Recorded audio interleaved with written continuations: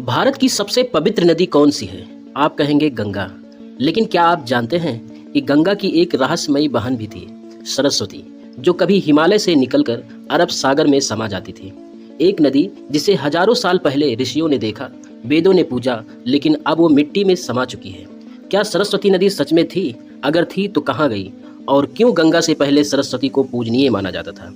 आइए जानते हैं इस डूबी हुई देवी सरस्वती की पूरी कहानी।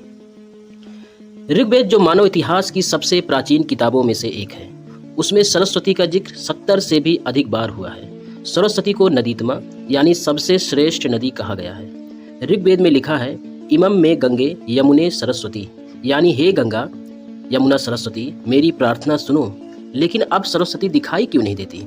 पुराने ग्रंथों और आधुनिक रिसर्च के अनुसार सरस्वती नदी का उद्गम हिमालय में हुआ था, यमुनोत्री क्षेत्र के पास। यह नदी हरियाणा, राजस्थान और गुजरात होते हुए अरब सागर में जाकर मिलती थी। एक समय ऐसा भी था जब गंगा यमुना सरस्वती तीनों मिलती थी, जिसे आज हम त्रिवेणी संगम कहते हैं। लेकिन आज वहां सिर्फ दो नदियां दिखाई देती हैं, गंगा और यमुना। सरस्वती कहाँ है? वैज्ञानिकों और पुरातत्वविदों के अनुसार लगभग 4000 साल पहले बड़े भूगर्भीय बदलाव हुए। हिमालय में भूकंप और जल स्रोतों की दिशा बदलने से सरस्वती का बहाव धीरे धीरे कम हो गया। एक समय पर वह पूरी तरह से सूख गई और रेत के नीचे गायब हो गई। हरियाणा, राजस्थान और पाकिस्तान के चेलिस्तान रेगिस्तान में आज भी वहां सरस्वती के सूखे तट पाए गए हैं। इसरो और भूगर्भ विभाग की सैटेलाइट इमेज में सरस्वती के रास्ते आज भी देखे जा सकते हैं। हड़प्पा और मोहनजोदड़ो सभ्यता के अनेक शहर जैसे कि कालीबंगा, लोथल, धौलावीरा सरस्वती नदी के किनारे बसे हुए थे। मतलब ये नदी हजारों साल पहले भारत की सभ्यता की जीवन रेखा थी। 2006 में इसरो ने एक रिसर्च की जिसमें राजस्थान के थार रेगिस्तान के नीचे प्राचीन नदी का जलमार्ग मिला। यह वही सरस्वती हो सकती है। सरस्वती सिर्फ नदी नहीं थी, वह ज्ञान, वाणी और बुद्धि की देवी भी मानी जाती थी।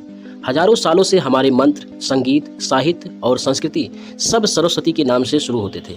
सरस्वती वंदना आज भी हम करते हैं, या कुंदेंदु तुषारहार धौला, या शुभ्रवस्त्राविता। एक डूबी हुई नदी फिर भी जीवित है, हमारे दिलों में, ग्रंथों में और प्रार्थनाओं में। सरस्वती नदी आज भी एक रहस्य है। कभी वह भूगोल का हिस्सा थी, आज वह अध्यात्म और विज्ञान दोनों में खोज का विषय है।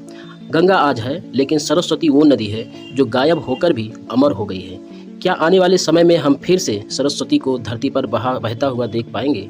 क्या विज्ञान और आस्था मिलकर इस खोए हुए चमत्कार को वापस ला सकते हैं? अगर आपको सरस्वती नदी की यह कहानी रोचक और रहस्यमयी लगी हो तो इस वीडियो को लाइक करें, शेयर करें और सब्सक्राइब करें।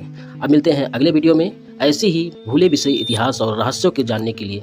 तब तक के लिए जय हिंद, जय भारत।